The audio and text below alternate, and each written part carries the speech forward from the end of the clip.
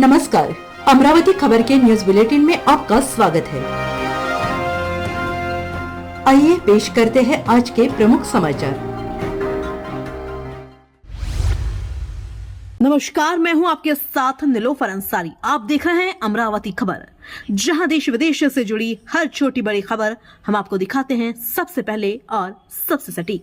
तो आइए शुरुआत करते हैं आज की बड़ी और अहम खबर से। यूपीएससी ने बदले नियम, आईएएस, आईपीएस, आईएफएस चुनने पर नई पाबंदी। यूपीएससी सिविल सर्विस परीक्षा 2024 के लिए नोटिफिकेशन जारी हो गया है।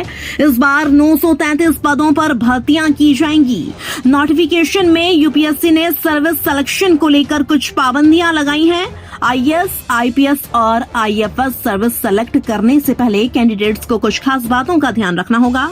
यूनियन पब्लिक सर्विस कमीशन की तरफ से सिविल सर्विस 2024 की परीक्षा में ऑनलाइन आवेदन प्रक्रिया शुरू हो गई है। यूपीएससी ने सिविल सर्विस परीक्षा 2026, यूपीएससी सीएसई 2026 एग्जाम के लिए कुछ नए नियम जारी किए हैं। ये नियम खास तौर पर उन उम्मीदवारों के लिए हैं जो पहले ही आईएएस, आईपीएस या आईएफएस जैसी सेवाओं में चुने जा चुके हैं। इस बार आयोग ने नियमों को और साफ और सख्त बना दिया है।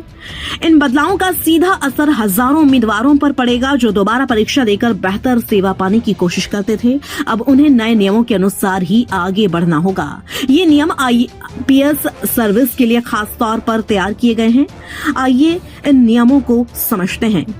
इन नियमों का रखें ध्यान। अगर कोई उम्मीदवार पहले ही आईएएस या आईएफएस में सेलेक्ट होकर ज्वाइन कर चुका है और अभी उसी सेवा में काम कर रहा है तो वह अब सीएसई 2026 की परीक्षा में बैठ नहीं सकता। उसे दोबारा यूपीएससी का फॉर्म भरने की अनुमति नहीं होगी।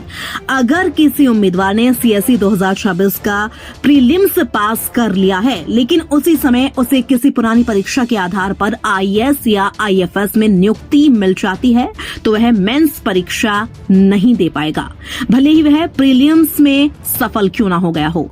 अगर मेन एग्जाम के बाद लेकिन रिजल्ट से पहले आईएएस या आईएफएस बनता है तो उसे सीएसई 2026 से कोई नौकरी नहीं मिलेगी। जो उम्मीदवार पहले ही आईपीएस में सेलेक्ट हो चुके हैं वो दोबारा सीएसई 2026 के जरिए आईपीएस नहीं पा सकते। वे परीक्षा दे सकते हैं लेकिन आईपीएस के लिए दोबारा उनका चयन नहीं होगा।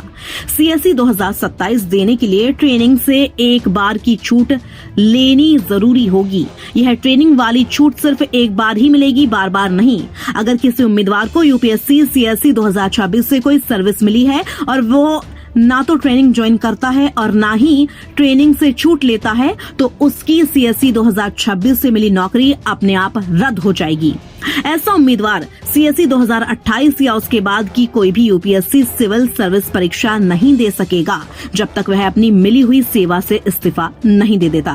जो उम्मीदवार सीएसई 2025 या उससे पहले की परीक्षा से किसी सर्विस में चुने गए हैं उन्हें एक बार मौका मिलेगा कि वे बिना नौकरी छोड़े सीएसई 2026 या सीएसई 2027 में किसी एक की परीक्षा दे सकें। इसके अलावा सीएसई 2026 में बैठने के लिए उम्मीदवार का शारीरिक और मेडिकल रूप से फिट होना जरूरी है, जैसा कि नियमों में बताया गया है। यूपीएससी सीएसई 2026 परीक्षा कब होगी? यूपीएससी सिविल सर्विस के लिए जारी नोटिफिकेशन के अनुसार सिविल सर्विस की परीक्षा के लिए आवेदन प्रक्रिया 4 फरवरी से 24 फरवरी 2026 तक चलेगी। इसके लिए प्रीलिम्स परीक्षा का आयोजन 24 मई 2026 को हो सकता है। ऑफिशियल नोटिफिकेशन में परीक्षा की तारीख दी गई है। फिलहाल के लिए इस खबर में इतना ही। देश विदेश से जुड़ी हर खबर सबसे पहले देखने के लिए हमारे चैनल को सब्सक्राइब करें और वीडियोस को लाइक व शेयर करना ना भूलें। नमस्कार।